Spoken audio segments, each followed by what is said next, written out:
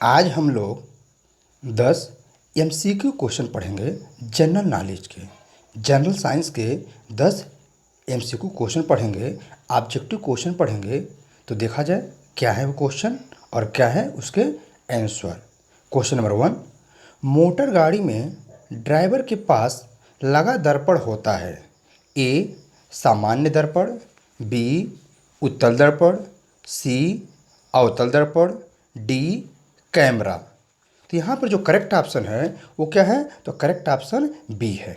B is the correct option, यानी उत्तल दर्पण है। ठीक, अब उत्तल दर्पण ही क्यों लगाया जाता है इसका भी एक रीजन बता देते हैं। उसका भी एक कारण होता है। वो कारण क्या होता है उसके बारे में फिर डिस्कस किया जाए, देखा जाए। रीजन जानना बहुत ज़रूरी है। क्या है कारण कि हम उत्तल दर्पण ही लगाते हैं, सामान्य दर्पण या अवतल क्यों नहीं लगाते हैं? तो उत्तल दर्पण की जो प्रॉपर्टी देखेंगे, यह क्लास 10 में पढ़ा गया है क्या कि उत्तल दर्पण की जो प्रॉपर्टी होती है वो क्या कहती है? वह बड़े से ऑब्जेक्ट का स्मॉल इमेज का फॉर्मेशन करती है। क्या करती है? वो कोई लार्ज ऑब्जेक्ट हो, बड़ा सा ऑब्जेक्ट हो, उसका छोटा सा प्रतिबिंब बनाता है, छोटा सा प्रतिबिंब बनाता है या छोटा सा इमेज बनाता है। तो होता है क्या, इसका यूज क्या है? तो जो व्हीकल्स होते हैं, व्हीकल्स कंसिडर करने से बाइक है, कार है, ट्रक है, बस है, ये सब क्या है? तो व्हीकल्स जो होते हैं, छोटा सा दर्पण उसमें लगा होता है ड्राइवर के बगल में।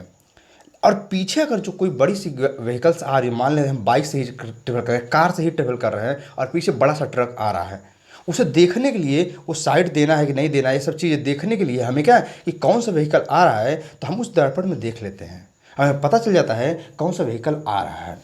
तो अब जरा सोचिए, अगर उत्तल दर्पण न लगाया जाए तो क्या होगा? उत्तल दर्पण करता क्या है? उत्तल दर्पण करता यह है, बड़े से यानी बड़ा सा ट्रक का छोटा सा फोटो उस इमेज में, जो मिरर होता है, जो दर्पण होता है, उत्तल दर्पण होता है, उसमें उस बड़े से ट्रक का या कोई बड़ी सी व्हीकल का छोटा सा इमेज बना देता है और हम उसे देख के इजीली अपने आप को सेफ ड्राइव करते बच जाते हैं। ठीक, लेकिन वही सोचा सामान्य दर्पण लगा दें, तो सामान्य दर्पण लगाने पर क्या होगा? सामान्य दर्पण पर उतना ही बड़ा ऑब्जेक्ट दिखता है। अरे सभी लोग घर पे अपना आईना में शीशा देखते होंगे ना, आईना में चेहरा देखते होंगे, तो वहाँ तो जितना बड़ा होता है उतना ही बड़ा दिखाई देता है। तो सामान्य दर्पण का कोई रोल नहीं है, क्योंकि उतना बड़ा ही ऑब्जेक्ट दिखाई देगा। और अवतल दर्पण जो होता है वो हाईली मैग्नीफाइड होता है, यानी अगर जो छोटे ऑब्जेक्ट को बड़ा करके दिखाता है, यानी छोटा सा ऑब्जेक्ट होता है उसका इमेज काफ़ी बड़ा बन जाता है, इसलिए हम अवतल दर्पण का प्रयोग नहीं करते हैं। क्वेश्चन नंबर 2, पानी से भरी टंकी में ऊपर से देखने पर कम गहराई दिखाई देने का कारण है। ए हमारे पास फर्स्ट ऑप्शन क्या कह रहा है? अपवर्तन। सेकंड कह रहा है परावर्तन। थर्ड कह रहा है प्रकीर्णन और फोर्थ कह रहा है ध्रुवीकरण। तो यहाँ पर जो है फर्स्ट ऑप्शन अपवर्तन जो है ये क्या है? ये करेक्ट ऑप्शन है। अपवर्तन क्या है? करेक्ट ऑप्शन है, क्योंकि अपवर्तन जो होता है, अपवर्तन के कारण ही वो क्या होता है, वो हमें ऐसा दिखाई देता है।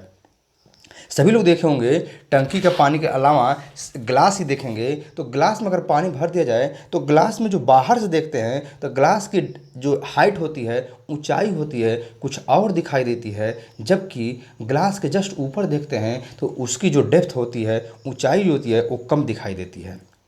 एक्चुअल में इसका रीजन क्या है? अपवर्तन है। अपवर्तन होता क्या है? तो अपवर्तन ये होता है जब light ray one medium to another medium में पास आउट होती हैं, एक मीडियम से एक माध्यम से दूसरे माध्यम में जाती हैं, तो due to change in refractive index वह अपने पाथ को चेंज करता है। अपवर्तन के कारण क्या अपने पाथ को चेंज कर देता है। होता क्या है, हम जो ग्लास की बात कर रहे हैं, टंकी की बात कर रहे हैं, तो टंकी के अंदर पानी है, ठीक, या हम कोई दूसरा लिक्विड भी कंसिडर कर सकते हैं, हम पानी लेके एग्जांपल चल रहे हैं, पानी है और बाहर क्या है? हवा है, वायु है, एयर है। तो क्या है, दोनों का रिफ्रैक्टिव इंडेक्स बहुत डिफरेंस होता है। तो क्या होता है, अब जो लाइट है वो कहाँ जा रहा है? एयर टू वाटर, हवा से पानी में जा रहा है, यानी rare medium to denser medium. तो क्या होगा, वह अपने पाथ को चेंज करेगा, यानी जैसे वह वाटर में इंटर करेगा अपने पाथ से डेविएट हो जाएगा, और वही डेविएशन तो अपवर्तन कहलाता है। ठीक, अब क्या है, लाइट जो है यहाँ पर आएगी, चूंकि वो कहाँ जा रही है? वह जा रही है rare medium to denser medium, यानी वह नॉर्मल की तरह बेंड हो जाएगी। ठीक, तो यही कारण होता है, हमें अपवर्तन के कारण ही होता है ऐसा, यानी हमें टंकी में जो पानी देखते हैं उसकी गहराई कम दिखाई देती है। अपवर्तन एक और एग्जांपल है, जैसे हम देखते हैं अगर हमारे पास कोई टंकी है, ये हम मान लेते हैं हमारे पास एक टंकी है। ठीक, इसमें क्या करें, हम यहाँ पर एक पेंसिल डाल दें, इसमें इसमें एक पेंसिल डाल दें, तो हमें पेंसिल ऐसे दिखाई नहीं देता, यानी पानी के अंदर पेंसिल कुछ और बाहर कुछ और, यानी टेढ़ा दिखाई देने लगता है। क्यों? इसका भी रीजन यही होता है, यहाँ पर हमारे पास इस रीजन में क्या है, इस रीजन में वाटर है, डेंसर मीडियम है और एयर मीडियम है। इससे क्या होता है, इसकी जो बेंडिंग होती है, लाइट क्या होती है, बेंड कर जाती है, और जैसे लाइट बेंड करती है वैसे में पेंसिल दिखाई देता है। यानी पानी के अंदर, ग्लास के अंदर अगर पेंसिल डालते हैं, पेंसिल का टेढ़ा दिखाई देना भी अपवर्तन का ही कारण है। ठीक, क्वेश्चन नंबर 3 देखा जाए, निम्नलिखित में से कौन सी ग्रीन हाउस गैस है? A oxygen, B ozone, C hydrogen, D carbon dioxide. तो सभी लोग जानते हैं यहाँ पर ऑक्सीजन तो ये है नहीं, ये तो क्या प्राणवायु है, इसे हम श्वास लेने के यूज करते हैं। ठीक, ब्रीथिंग के लिए यूज करते हैं। बी ओजोन, ओजोन भी नहीं है, क्योंकि ओजोन क्या होता है, ओजोन तो ऑक्सीजन का ही एक फॉर्म है। ठीक, O3, ओजोन होता क्या है, ओजोन जो होता है O3, यानी ऑक्सीजन के 3 एटम मिलकर जो मॉलिक्यूल बनाते हैं वही ओजोन कहलाता है। ठीक, हाइड्रोजन ये भी क्या है, ये भी ग्रीन हाउस नहीं है, यानी डी ऑप्शन जो है, यानी carbon dioxide is the green house effect gas, green house gas है, यहाँ से ग्रीन हाउस मिलती हैं। ठीक, तो नॉर्मली जो होते हैं कार्बन डाइऑक्साइड, क्लोरोफ्लोरोकार्बन, ये हमारे पास क्या है, और जल वाष्प, मीथेन।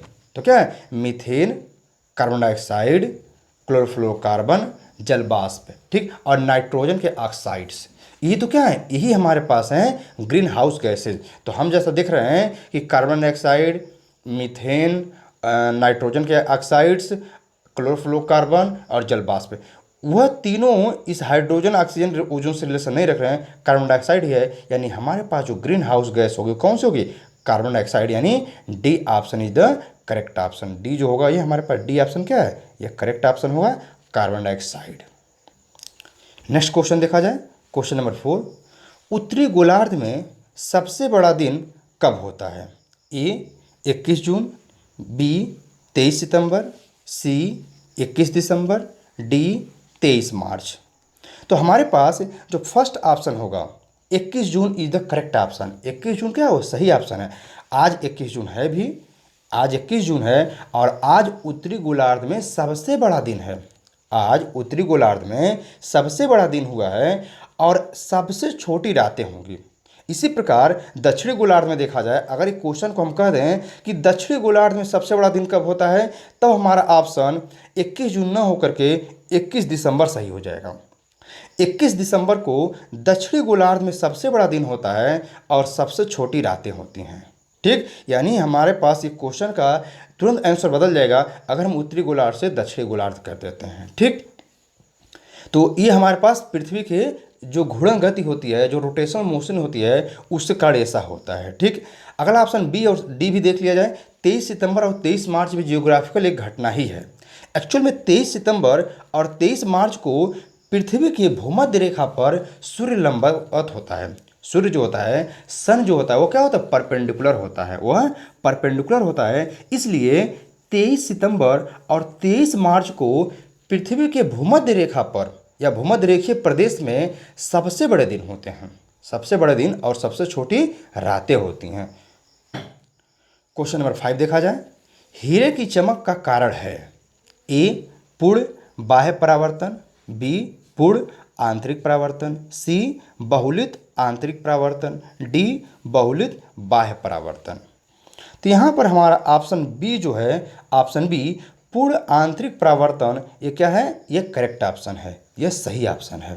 ठीक, एक्चुअली में होता क्या है, हीरा जो होता है कुछ उसका शेप ऐसे ही तो होता है, शेप बनाया जाए,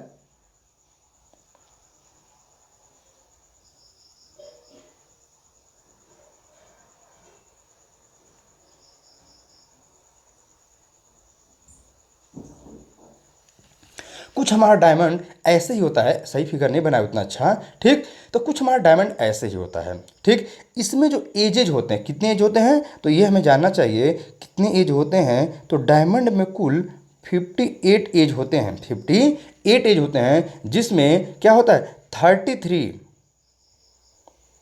33 इस अपर पोर्शन वाले पर होते हैं और 25 इस लोअर पोर्शन पर होते हैं। इस लोअर पोर्शन पर क्या होते हैं, इस लोअर पोर्शन पर होते हैं 25 एज, जबकि अपर पोर्शन पर होते हैं 33 एज।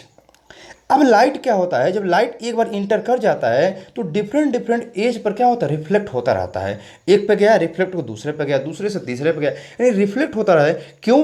क्योंकि एजेज जो होती हैं इनका क्रिटिकल एंगल भी रिस्पॉन्सिबल होता है। जैसा कि हम जानते हैं कि जो डायमंड होता है इसकी रिफ्रेक्टिव इंडेक्स बहुत हाई होती है, 2.42 होती है, ठीक। और इसका क्रिटिकल एंगल बहुत स्मॉल होता है, ओनली 24 डिग्री, ठीक। अब क्या होता है, क्रिटिकल एंगल बहुत ही स्मॉल है और जब लाइट क्रिटिकल एंगल से ग्रेटर एंगल पर इंसिडेंस होती हैं तो फिर क्या होती हैं, वो इंटरनली आंतरिक रूप से परावर्तित हो जाती हैं।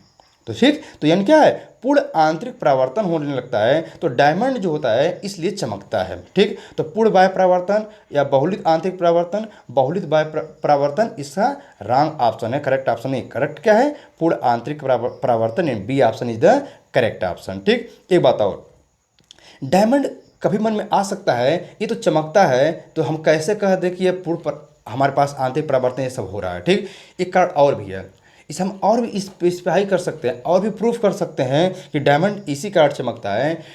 जैसा कि सभी लोग जानते हैं कि diamond is the form of carbon, वो क्या है, कार्बन का ही रूप है, वो कार्बन का एक रूप है। और हमें पता है कार्बन जो है नॉन लुमिनस ऑब्जेक्ट है, नॉन लुमिनस सब बॉडी हमारे पास है, ठीक। यानी कार्बन जो है अदीप्त वस्तु है। हमें पता है कि केवल और केवल दीप्त वस्तुएं या लुमिनस ऑब्जेक्ट ही लाइट प्रोड्यूस करते हैं, इटसेल्फ लाइट प्रोड्यूस करते हैं इटसेल्फ, जबकि कार्बन ऐसा नहीं है। यानी कार्बन के फॉर्म ही है, रूप ही है, जो क्या करता है, जो कि उसमें लाइट इंटर करने के बाद से पूर्ण आंतरिक परावर्तन के कारण ही डायमंड चमकता है। Next question, question number 6, scurvy रोग किस विटामिन की कमी के कारण होता है? A vitamin A, B vitamin B, C vitamin C, D vitamin D, ठीक। तो यहाँ पर हमारे पास जब देखा जाए, हम देख लेते हैं किस विटामिन के कारण क्या क्या प्रॉब्लम हो सकता है, उससे अकॉर्डिंग हमारा आंसर क्लियर हो जाएगा, ठीक। तो विटामिन ए जो होता है, विटामिन ए के कारण आँखों में प्रॉब्लम आती है और रतौंधी रोग हो जाता है। रतौंधी रोग में रात को सही नहीं दिखाई देता है ऐसे रोगी को। तो क्या है, हमारे पास स्कर्वी रोग विटामिन ए से संबंधित नहीं है, यानी हमारा विटामिन ए रॉन्ग ऑप्शन है। बी को देखा जाए तो विटामिन बी जो होता है ये क्या करता है, ये विटामिन बी जो होता है यह इसकी कमी कारण मनुष्य शरीर में अगर विटामिन बी कमी हो जाए तो बेरी बेरी रोग हो जाते हैं, यानी चेहरे जो होते हैं वो थोड़े खुरदरे लगते हैं, ओंठ खुरदरे हो जाते हैं, फट जाते हैं, ठीक। और विटामिन बी कमी कारण ब्लड की भी कमी हो जाती है। B6 B12 है ना, B6 B12 B3 ये सब क्या है, ब्लड की कमी भी हो जाती है। यानी हमारे शरीर में अगर विटामिन बी कमी है तो बेरी बेरी के साथ साथ वह ब्लड की कमी भी हो सकती है, ठीक। यानी विटामिन बी भी हमारा स्कैबी रोग से रिलेटेड नहीं है, ठीक। विटामिन सी जो है इसके कारण यही हमारे पास क्या है, विटामिन सी ही वो है जिसके कारण स्कैबी रोग होता है। यानी विटामिन सी जो है ये करेक्ट ऑप्शन है। स्कर्वी रोग जो होता है वो किसके कारण होता है, वह विटामिन सी की कमी के कारण होता है। मनुष्य के शरीर में अगर विटामिन सी कमी हो जाए तो स्कर्वी रोग हो जाते हैं, ठीक। अब स्कर्वी रोग होता क्या है, स्कर्वी रोग में मनुष्य के मसूड़े, दांत के जो मसूड़े होते हैं उसमें सूजन आ जाती है और खून बहने लगता है, ब्लीडिंग होने लगती है, ठीक। वो किसके कारण, विटामिन सी के कारण होता है, ठीक। तो हमारा ऑप्शन सी जो है वह करेक्ट ऑप्शन है। विटामिन डी के बारे में भी देख लिया जाए, विटामिन डी जो है ये क्या है, विटामिन डी कमी कारण मनुष्य शरीर सूखा हो जाता है, सूखा रोग हो जाता है, बहुत शरीर दुबला पतला हो जाता है। अगर किसी को विटामिन डी कमी हो जाएगा तो क्या हो जाएगा, सूखा रोग हो जाएगा, और वो क्या है, वह बहुत ही नुकसानदायक भी, हड्डियाँ टेढ़ी हो जाती हैं, ठीक। विटामिन डी का सबसे अच्छा स्रोत है क्या है, धूप में। तो सभी को सुबह कम से कम आधा घंटा धूप में जाना चाहिए, जिससे उनके शरीर के विटामिन डी की मात्रा पर्याप्त बनी रहे। अगला क्वेश्चन, क्वेश्चन नंबर 7, निम्नलिखित में से कौन गैसों के प्रसरण का उदाहरण है? ए इत्र की महक, बी फूलों की खुशबू, सी खाने की सुगंध, डी उपरोक्त सभी। तो जरा देखा जाए, ये जो चारों ऑप्शन दिख रहे, सॉरी तीनों ऑप्शन दिख रहे हैं, इत्र की महक, फूलों की खुशबू और खाने की सुगंध, ये तीनों एक ही तरीके से मूव करते हैं। एक ही तरह से जैसे हमारे पास कहा रखा जाए, अगर किसी रूम में क्या कर दिया जाए, इत्र यानी सेंट स्प्रे कर दिया जाए तो पूरे रूम में फैल जाता है। उसी प्रकार किसी उसी रूम में क्या करें, हमें कुछ क्या करें, फूल रख दें तो फूलों की खुशबू तो उसी प्रकार फैल जाती है। इसी प्रकार अगर वहाँ पर कोई खाना बनाया जा रहा है, अच्छे से डिलीशियस, अच्छे से स्वादिष्ट भोजन बनाए जा रहे हैं, तो क्या होगा, वहाँ भी क्या होता है, यही केस होता है, पूरे कमरे में क्या होता है, वह सुगंध फैल जाती है। तो सब एक ही कारण होती हैं, यानी यहाँ पर जो प्रसरण है वही कारण है इन तीनों के फैलने का। तीनों की कोई खुशबू है, सुगंध है, महक है, सब इनके फैलने का कारण क्या है, प्रसरण ही है। यानी यहाँ पर ऑप्शन डी जो होगा वो क्या होगा, करेक्ट ऑप्शन होगा, सही ऑप्शन होगा। अगला क्वेश्चन देखा जाए, क्वेश्चन नंबर 8। ध्वनि की गति सर्वाधिक होती है? ए ठोस में, बी द्रव में, सी गैस में, डी उपरोक्त सभी में। ठीक, तो अब यहाँ जरा देखा जाए क्या क्या हो सकता है। तो ध्वनि जो होती है वो ठोस में सबसे तेज चलती है, द्रव में उससे यानी ठोस से स्लो चलती है, लेकिन गैस से तेज चलती है। और गैस में जो होता है ध्वनि सबसे कम स्पीड से चलती है, सबसे स्लो चलती है, ठीक है, उसकी गति जो होती है वो सबसे कम होती है। यानी यहाँ पर हमारे पास ऑप्शन जो होगा ए करेक्ट हो जाएगा। एक बात और जान लें, अगर एग्जाम्पल ले लें, लोहे का एग्जाम्पल ले लें, तो जो ठोस में लोहे में जो ध्वनि की गति होती है अप्रॉक्सीमेटली लमसम 5000 से ऊपर ही होता है, 5000 प्लस मीटर पर सेकंड होती है। जबकि द्रव में जो होता है, अगर वाटर मान लें, इसमें अप्रॉक्सीमेटली 1500 मीटर पर सेकंड होता है, जबकि गैस में केवल 332 मीटर पर सेकंड होता है, 332 मीटर पर सेकंड।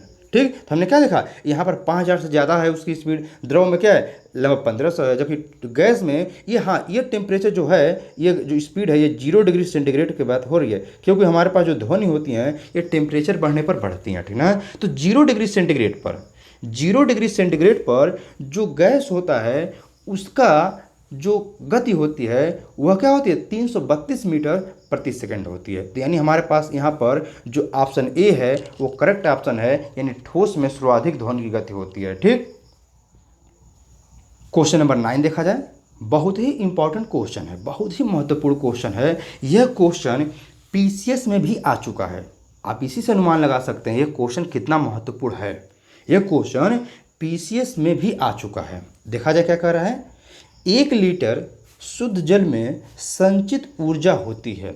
ए 10 कैलोरी, बी 100 कैलोरी, सी 1000 कैलोरी और डी 0 होती है। ठीक, तो ध्यान रहे यहाँ पर शुद्ध जल की बात किया जा रहा है। शुद्ध जल में जो संचित ऊर्जा होती है वह होती कितनी है, तो वह होती है 0, यानी D option is the correct.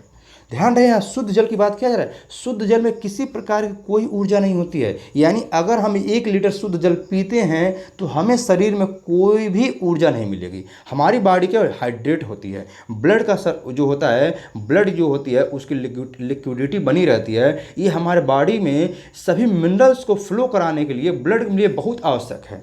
अगर वाटर न रहे तो हमारी बॉडी बेकार हो जाएगी, सूख जाएगी, डेथ हो सकती है। ठीक, लेकिन ध्यान रहे इससे कोई ऊर्जा नहीं मिलती है।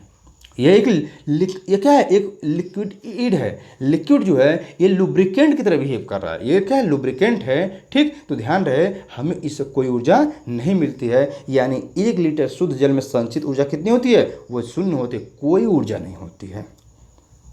10 देखा जाए क्या कह रहा है, मनुष्य का मस्तिष्क संपूर्ण ऊर्जा का कितना उपयोग करता है? बहुत ही इंपॉर्टेंट क्वेश्चन है, ठीक ना। तो जरा देखा जाए हमारे ऑप्शन क्या कर रहा है, option A 10%, B 20%, C 50%, D 75%। तो यहाँ पर जो बी ऑप्शन है, B option 20% is the correct option. हमारा मस्तिष्क जो होता है, हमारे शरीर में खाने पीने से जो ऊर्जा उत्पन्न होती है उस संपूर्ण ऊर्जा का क्या करता है, वह 20% यूटिलाइज करता है, उपयोग करता है। एक बात और, अगर हम देखा जाए रुधिर कोशिकाएं हमारे जो होती है, रुधिर हमारे पास जो कोशिकाएं होती हैं, इसमें जो हमारे पास ब्लड वेसल्स होते हैं, ब्लड वेसल्स में अगर देखा जाए उसमें जो शर्करा होते हैं उसका लगभग 25% उपयोग करता है, उसका 25% उपयोग करता है। लेकिन मनुष्य संपूर्ण ऊर्जा का केवल 20% उपयोग कर पाता है। वो क्या करता है? 20% उपयोग करता है। यानी हमारे शरीर का जो ऊर्जा है 1/5, 1/5वां भाग क्या करता है? 1/5वां भाग उसका उपयोग कर ले जाता है मनुष्य का मस्तिष्क। इतना ऊर्जा क्यों खर्च होता है? क्योंकि मस्तिष्क का काम क्या है? मस्तिष्क का काम है सोचना, विचारना, जिसमें बहुत एनर्जी लगती है, बहुत ही एनर्जी खर्च होती है। ठीक, मनुष्य के मस्तिष्क के बारे में एक और भी पॉइंट हम बताना चाहेंगे। वो पॉइंट बहुत इंपॉर्टेंट है। वो क्या है? ये रिसर्च में पाया गया है कि मनुष्य का मस्तिष्क जो होता है वो दिन के समय में ज़्यादा सक्रिय रहता है इन कंपेरिजन टू नाइट। रात की तुलना में दिन में ज़्यादा मनुष्य मस्तिष्क सक्रिय होता है। ये कंप्लीट हुए क्वेश्चंस। अगर आपको हमारा वीडियो अच्छा लगा तो चैनल को सब्सक्राइब करिए, लाइक करिए और शेयर करिए। धन्यवाद।